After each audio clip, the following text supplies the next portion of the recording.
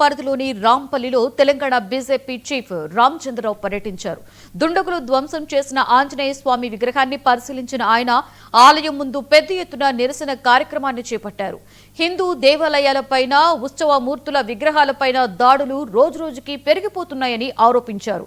24 గంటల్లో నిందితులను పట్టుకోవాలని డిమాండ్ చేశారు. లేని ఎడల పెద్ద ఎత్తున నిరసన కార్యక్రమాలు చేపడతామని హెచ్చరించారు. కావాలనే మత సామరస్యానికి విఘాతం కలిగించేలా దాడులు కొనసాగిస్తున్నారని ఆరోపించారు. ఇప్పటికైనా రాష్ట్ర ప్రభుత్వం చొరవ తీసుకుని విగ్రహాన్ని ధ్వంసం చేసిన వారిని వెంటనే అరెస్టు చేసి కఠినంగా శిక్షించాలని డిమాండ్ చేశారు.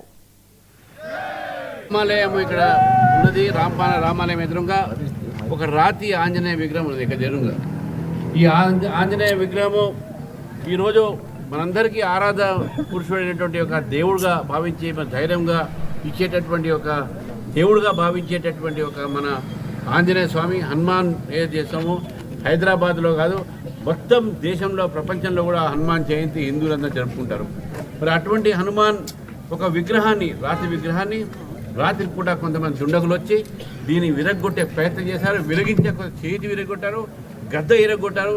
గద్ద కూడా పక్కన పారిపోవడం జరిగింది. మరి చెప్పులు కూడా ఆ దుండగుల చెప్పులు అక్కడే ఉన్నాయి. చాలా దురదృష్టశాతం ఏంటంటే ఈ యొక్క సంఘటనలు బాగా జరుగుతూ ఉన్నాయి హైదరాబాద్ సిటీలో.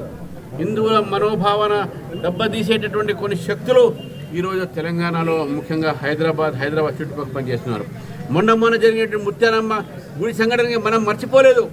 ఇలాంటి సంఘటన దురదృష్టకరమైన అందరికీ బాధ. ఇది మనకు దురదృష్టం ఏంటంటే సీసీటీవీలు ఉన్నాయి, ఇక్కడ ఉన్నాయి, కానీ మన వాళ్ళు ఆ ప్లగ్ పెట్టడం వల్ల అది కొంచెం సీసీటీవీలు కవర్ కాలేదు.